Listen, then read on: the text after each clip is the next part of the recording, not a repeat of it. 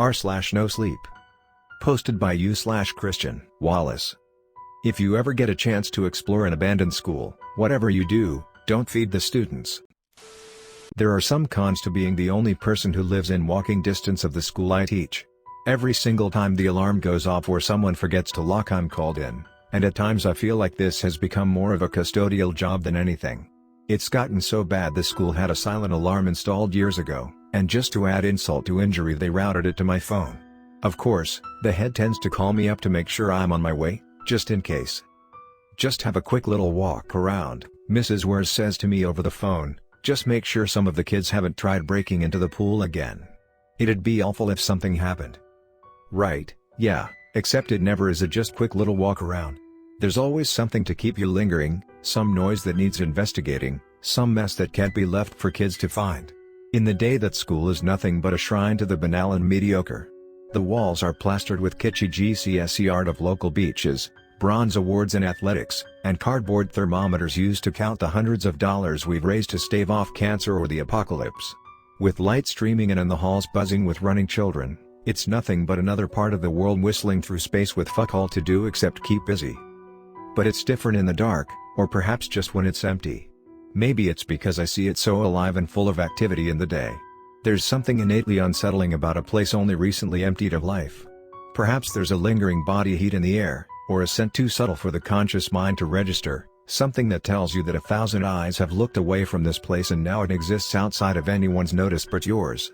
You feel alone, walking those empty corridors whose walls look unusually tall and where the distance stretches away into dizzying perspective. And it always looks so much worse at night. Maybe it's the effect bright fluorescents have, but I swear it looks cleaner in the day, and come night the floors look filthy and cracked in a way that makes me wonder if this is really the elitist private school it pretends to be. But I hate it. I hate how I only notice the rot at night, moldy tiles, cheap laminate flooring that's buckled from moisture, and equipment that was dated in the 90s. It's such a silly thing, to let the dark get to me like that. But then again, it's not at all uncommon to hear giggling or to see shadows moving in the corner of your eye. It is impossible to escape the feeling you are following something, tracing the path of a laughing child as they run from classroom to classroom. Doors will swing gently ajar just as you turn a corner, chairs will squeak seconds before entering a room, and TVs will blare with documentaries only to switch off just before your finger touches the button. And for some reason, I just keep looking. I keep going, from room to room, sometimes twice around, sometimes for hours. Once I sat alone in my classroom, lights switched off, and listened quietly as someone took a seat and the sound of a scribbling pencil filled the silence. By the time it finally stopped, the sun was rising, and the only thing left behind was a badly chewed pencil, the wood bloodied and rancid, like it had been dragged out of a septic tank. It was so late, I didn't even bother going home. I just stayed until 7C filed in as normal a few short hours later. I've thought about leaving, but I didn't exactly exit my last school in good standing. This place doesn't seem to mind so much if I skip a lesson or two or turn up hungover. And despite my regular difficulties, there is still a monthly bonus attached to my check that I was told the other staff should not hear about. I have to figure it's for the extra work, and I wonder if I'd be mad to turn this place down.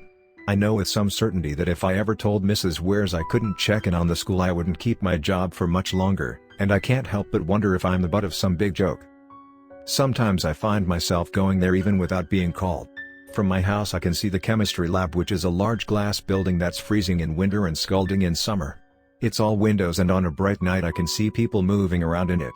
Sometimes there's a light, sometimes just the vague sense of a commotion. But I can't stop myself checking it out in person, walking around the very space I once spied from a quarter of a mile away where my house backs onto the football field. It's weird. I might find a broken phone, something way too old for today's kids, or a bag of old pennies, or even a few teeth scattered around the floor. What are they doing, I wonder? I found out from the IT teacher that every day he has to come in and restart all the computers because their screens will be frozen on shock porn. He didn't make a big thing of it, he just said it wasn't nice, and if he was ever ill, I'd have to do it. So, I went one night, went and sat in the IT room with 15 old computers in 3 rows of 5. It's small, we're not a big school, just 500 kids, and the room doesn't catch much light where it is, so it felt more like a dungeon than my own room that's usually a clean grayish blue at night. It was pitch black in there, and once again I turned off my light and waited for something I didn't know until one by one, the monitors thunked on and internal fans started up, going from a silent brrr to a frenetic and unnatural whine.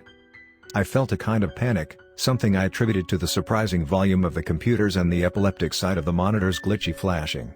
I steadied myself though and waited it out until the monitors clicked from buggy displays to images of mutilated and brutalized bodies. Smashed mouths with exposed teeth and cracked bone, rib cages held open by groping fingers, soft thighs shredded by broken bottles. Each image was different and riddled with pixelated artifacts. After a moment the fans died down and the monitors settled, and the room was lit up from within like a Christmas tree, and I suddenly became aware that I couldn't see anything else. The bright light unsettled my eyes so much that all I could make out were the screens that floated in the abyssal darkness. Something deep within me started screaming that I wasn't alone, and my eyes darted to the spaces beside and behind the computers, even under the shadowy desks, but it was all impenetrable shadow. Suddenly the images animated, and I suppressed a gasp and a shudder. Each one looped at different rates, some juddering with half a second of motion, others playing out elaborate acts of violence across the silent seconds.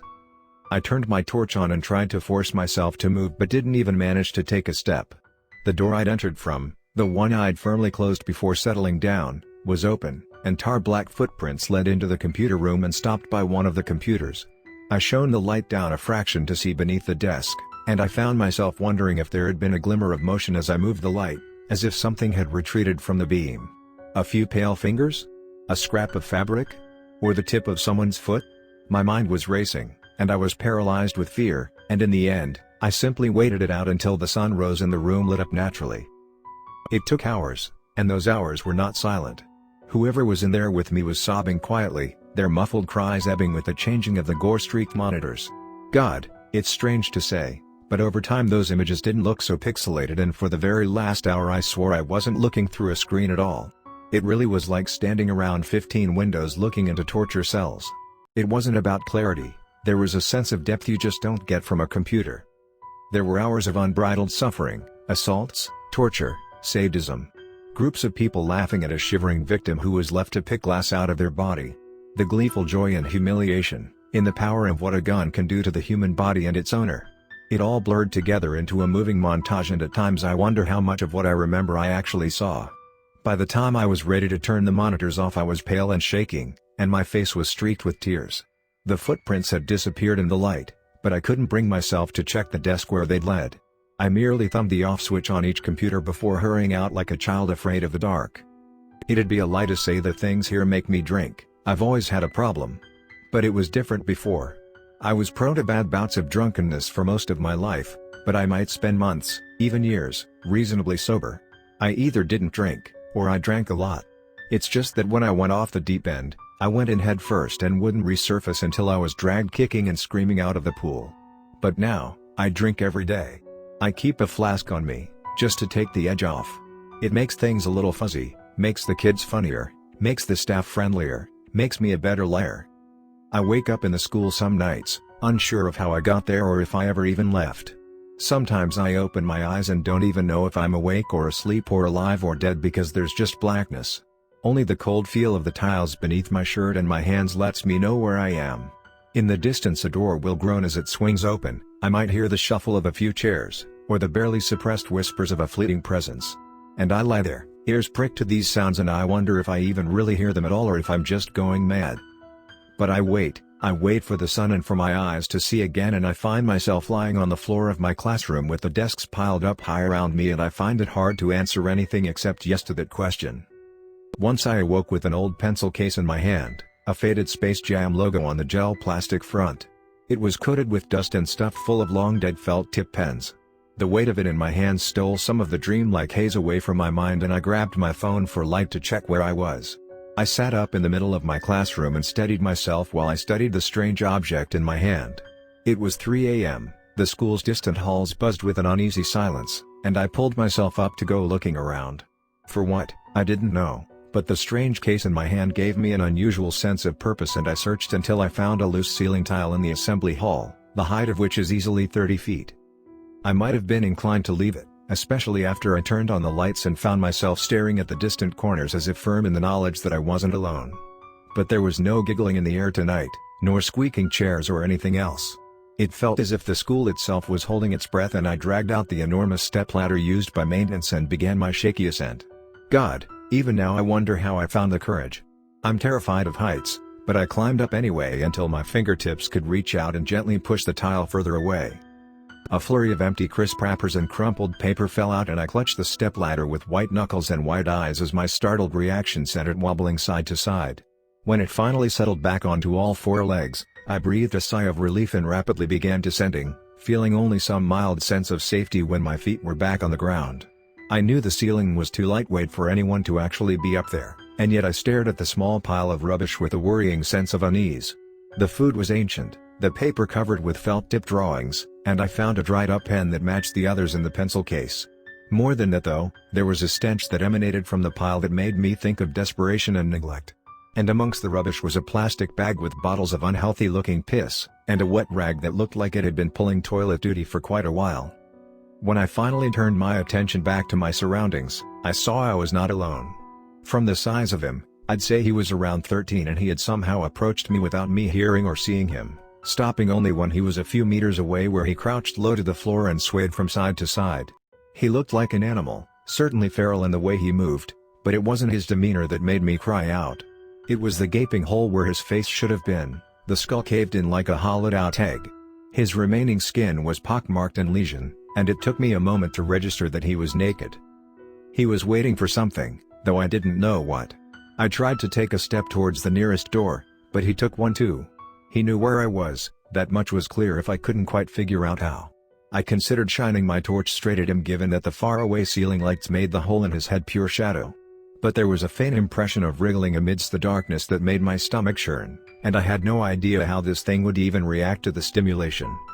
I'm still not sure what put the connection in my head, but I eventually reached around to my back pocket and took the pencil case out.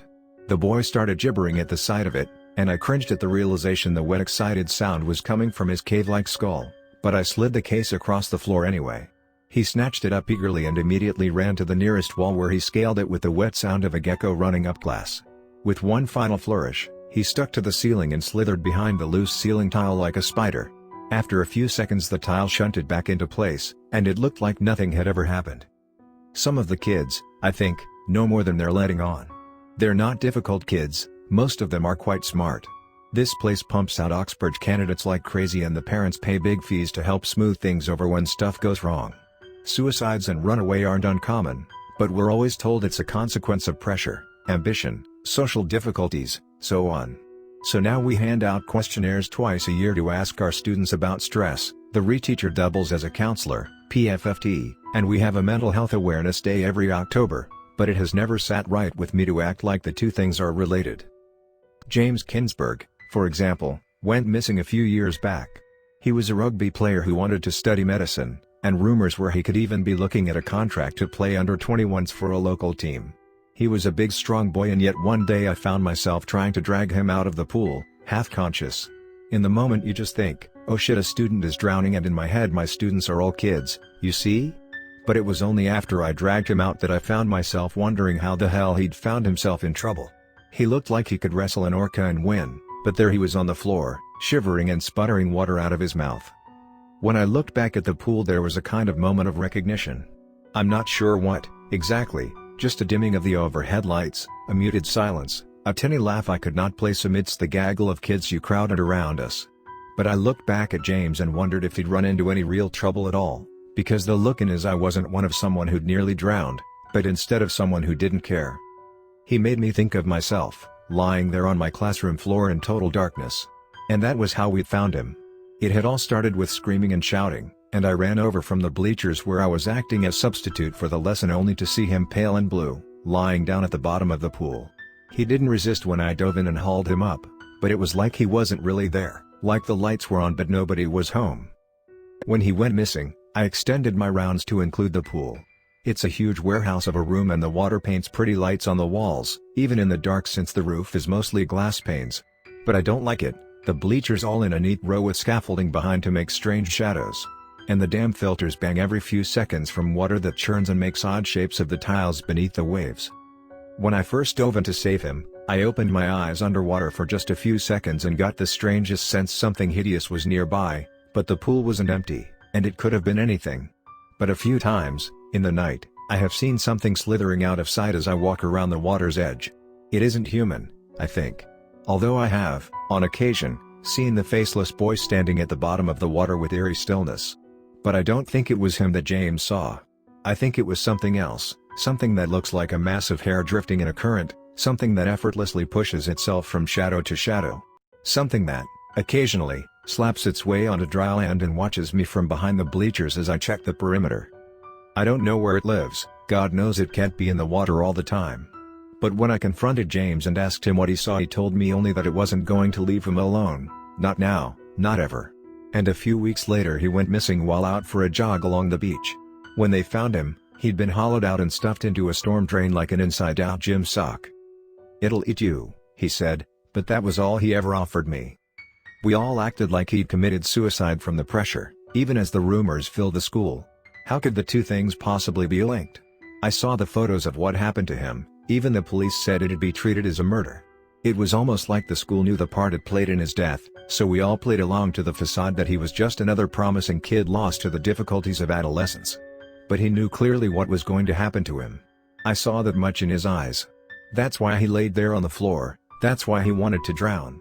That thing in the pool had tagged him and he lay down right there and then ready to be eaten rather than go another second. Something about the sight of it just overrode every instinct inside him and he lay down, ready, no, desperate, to die. Is that why I lie down too? Why I wake up on the floor of my classroom? Why I shudder into lucidity at 3 a.m., sleepwalking from room to room? Am I waiting to die? To be eaten by the building itself? I teach lessons in the silence. Sometimes deliberately, sometimes in my sleep. I teach about history, but no one else's, just my own. I write out episodes of my life on the blackboard like a study of the Tudors or Stuarts, assigning homework and asking questions and even chastising the silent ghostly whispers in the back of a nocturnal classroom. To what extent was my alcoholism a consequence of modeling my mother's behavior? Compare and contrast the loss of my father with the loss of my wife. Were the negative effects accumulative, or did they interact in unforeseen ways? How has age altered my politics? Compare and contrast my voting habits as a young adult with those of the last election cycle.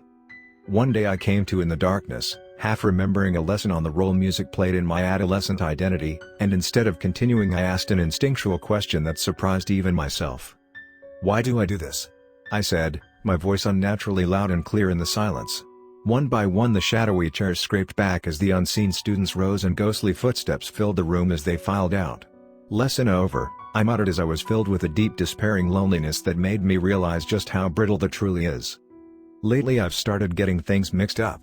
I teach the wrong lessons to the wrong students and a few reports have gone in about my behavior. It's not always guaranteed that I'll wake up to find darkness all around me, instead there have been times I've awoken to a crowd of kids giggling at finding me asleep on the floor, with the sun out bright and strong. It'd be one thing if Mrs. Wares dragged me in to give me a bollocking when this happens, but she just asks me if I'm doing okay, if I'm fine, if my home life is trying. She looks at me with pity and it breaks my heart. I wish she'd be angry instead, because the more she coos the more she calls me to check in on the place at night and the more I feel like the center of a cruel joke. Sometimes I visit the playground from when this place taught under 12s. It must have been a long time ago, because now it's just a giant pile of collapsed metal pipework and, thanks to a hole in the nearby fence that has made it a popular place to fly tip, all kinds of rubbish. It's isolated from the rest of the grounds by a short hedge and a weak fence, but the kids know about it anyway and sometimes go there to smoke, although not often. I like to look at it from my house. It's so ugly and brutalist, it looks like the kind of sculpture you'd find at the Tate with a placard mentioning things like late-stage capitalism or the inevitability of death.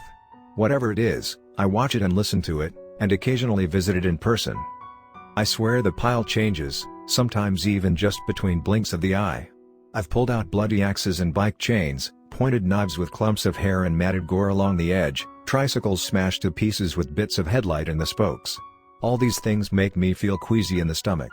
Supposedly, the pile eats pets, which is a rumor that works wonders for keeping kids away in the day but has only piqued my curiosity. I have pulled out my fair share of crumpled pelts and torn collars, but for some reason I'm not sure they come from things around here. I have nightmares about climbing down between the endless beams of rusted jagged metal and climbing on forever and ever with no stop. It's an unspoken certainty, a belief held deep within my chest, but I don't think that pile rests on asphalt at all. I think it doesn't stop, I think it gathers things of loss and regret and guilt just like everywhere else in this school. Are there blackboards in the day? I stopped not long ago and held a dry erase marker in my hand, stumped by the most unbelievable thought. When I teach at night, I use chalk. I have even gone home and washed my clothes to clear them of all the dust. But how then do I come in and teach to the class using a whiteboard? My memories are becoming fuzzier with time, perhaps because of the drink, perhaps not.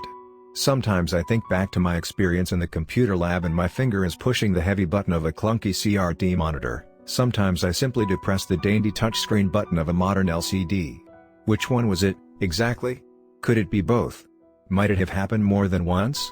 I'm not sure it's the same school, come night. And in fact, it feels worse as time wears on. There's an acceleration happening behind the scenes, just out of sight. Sometimes I visit the hall and half the tiles have fallen down and the faceless boy looks sad as he perches along the vents and wiring. Sometimes the pool has grown thick with algae and the tiles have decayed and the window panes along the roof have been smashed to pieces. And the only hint of the aquatic inhabitant is the disturbance of the grotesque pond scum as it tracks my movement from edge to edge, grotty trainers and children's shoes and human hair rising to the surface as the water churns. But was it always like that? Why do I have memories of pulling James out of a sewage-riddled pool, pushing through thick green water as I dove in to drag him up? When did I even see the photo of him stuffed into a storm drain? And yet I remember it so clearly. He was a good kid, I think. Sometimes he's there, amid the faces that surround me when I wake up in the middle of the day to bright lights and laughter. Sometimes he asks questions as I talk about my experiences growing up, his hand raised as he asks if my 3 weeks with mono will appear on the final exam. That doesn't make sense, but I don't question it. It's my duty to educate after all, and I think he needs it where he is. I hate this place, but I can't leave it alone. I feel hollowed out most days. I'm forgetting things a little too important, things I don't want to let go of without a fight. But every time I speak to Mrs. Wares, I lose all sense of time and just find myself agreeing to everything she says. Have I met her? In person? I'm sure I have. She's spoken to me in her office, but is that the same as seeing her in person? I can't say. I must have interviewed for this position, right? I must have. I remember asking her about lunch, about the canteen, and she gave the funniest answer. "Oh, don't worry about that." She smiled. "No one here needs a canteen. But they might just gobble you right up." Did I laugh at the time? Or leave? I think I stormed out of her office after she said something I didn't like, something about my wife maybe. Except, well, after storming out I went straight back to work in my classroom, which was always just a few doors down from her office. Which now that I think about just doesn't seem right. But then again, my name has always been on the faculty list, I've read it there multiple times. But like I said, my memory grows fuzzier with time. Things change. This school has changed, I think, but I can never revisit the past, can I? Only what I remember of it. I remember it one way, but sometimes I stand in the silence, in the pitch black nothingness of a moonless night, and I wonder if it has always been exactly as it is now. Change is so hard to keep track of. Why is it that when I awake on the floor my clothes have gotten bigger? I must be so very old. Was I as old as I am a few years ago? Of course not. What a stupid question. It's just sometimes I walk around here, and I feel like an octogenarian, which doesn't quite sit right in my mind. Shouldn't I be? What, mid-40s? Or is that a meaningless question to a drunk? Still, I keep going. I keep teaching, although lately it feels like I teach more at night than at day. Sometimes I never even see the sunrise. It just keeps going. One long episode without end. I hope to take a break soon, to retire. God knows I need it. I just need to clear my head, to get it all down in one place, to think clearly if only for just a few minutes. But after writing it all down I feel only more confused than I did before. My most recent question for the students, written in chalk on a blackboard illuminated only by moonlight, leaves me feeling empty and alone. I don't like it. What is eating my mind?